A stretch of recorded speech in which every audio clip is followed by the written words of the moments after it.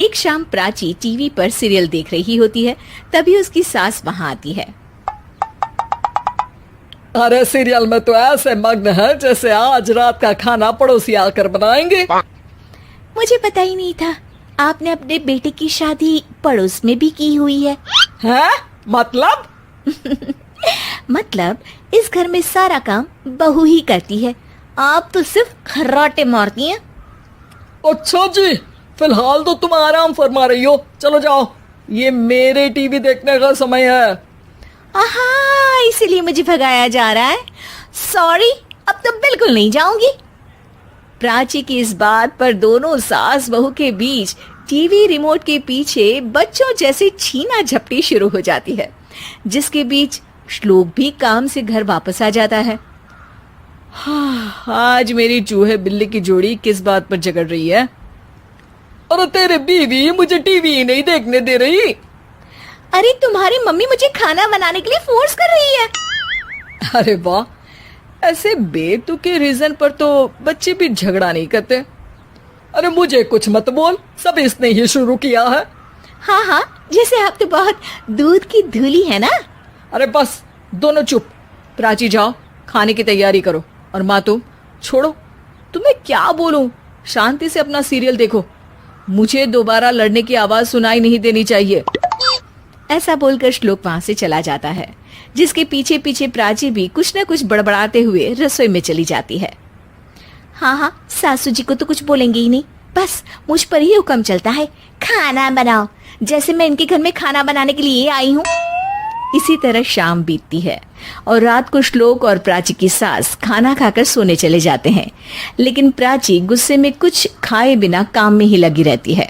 इस घर में किसी को घंटा फिक्र नहीं पड़ता, मैं खाऊं या भूखी रहूं।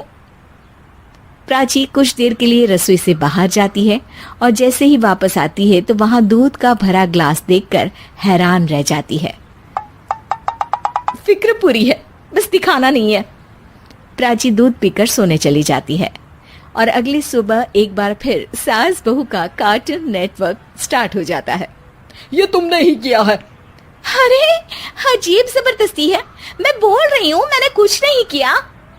दोनों ने मिलकर पूरे घर को पागल खाना बनाया हुआ है। यहाँ कोई नॉर्मल इंसान तो रह ही नहीं सकता, इसीलिए अब पड़ोसी क्या रिश्तेदार भी घर आने से कतराते हैं।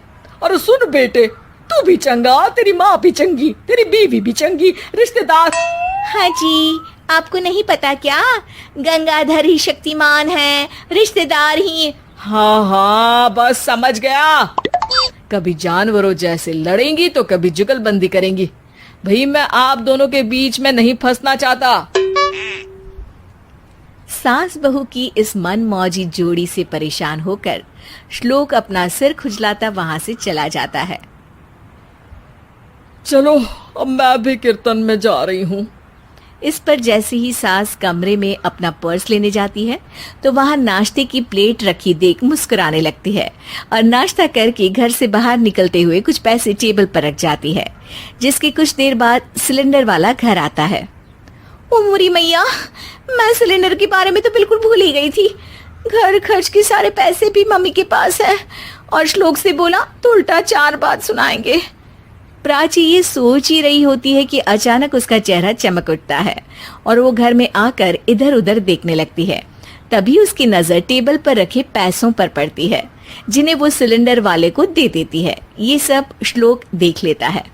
अच्छा बेटे, इतना बड़ा घोटाला, सबके सामने मैं तेरी दुश्मन और पीठ पीछे तेरी मेरी यारी। इस पर श्लोक एक प्लान बनाता है और शाम को सब एक साथ बैठे होने पर बोलने लगता है।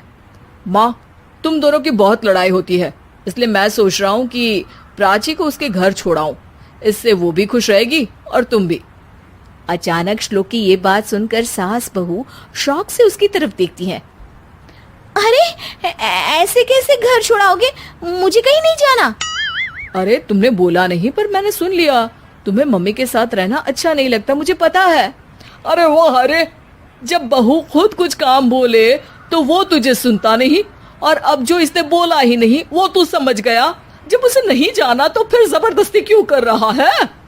अच्छा, फिर आपको मौसी के घर छोड़ाता हूँ, बस अब आप दोनों एक घर में एक छत के नीचे नहीं रह सकती। मैं इस टॉम एंड जेरी की जोड़ी को और नहीं झेल सकता। है? ऐसे कैसे नहीं रह सकते? तुम्हें इतनी दिक्कत है तो तुम्हारा बोरिया बिस्तर पैक कर देती हूँ, लेकिन मम्मी जी कहीं नहीं जाएंगी। बिल्कुल यही सुनना था मुझे। अगर दोनों में इतना ही प्यार है फिर हर वक्त ये लड़ाई का नाटक क्यों करती हो? देखा मैंने कैसे माँ किचन में दूध रखती है और तुम उनके लिए कमरे में नाश्ता रखती हो, और कैसे वो पहले ही तुम्हारी दिक्कत समझकर घर में पैसे रखकर बाहर जाती है। अरे भाई, इतना ड्रामा तो डेली सोप में भी नहीं होता जितना तुम दोनों ने इस घर में फैलाया हुआ है। तू हमें टॉम एंड जेरी बोलता है ना, तो याद कर वो दोनों भी एक दूसरे को बाहर वालों की बुरी नजर से बचाने के लिए हमेशा सबके सामने लड़ते थे, लेकिन अकेले में दिक्कत के समय मदद भी तो करते थे। बस हमारा रिश्ता भी कुछ ऐसा ही है। और वैसे भी अगर सास बहू में तू मैं नहीं होती तो दुनिया वालों को कहानियां कैसे मिलेंगी?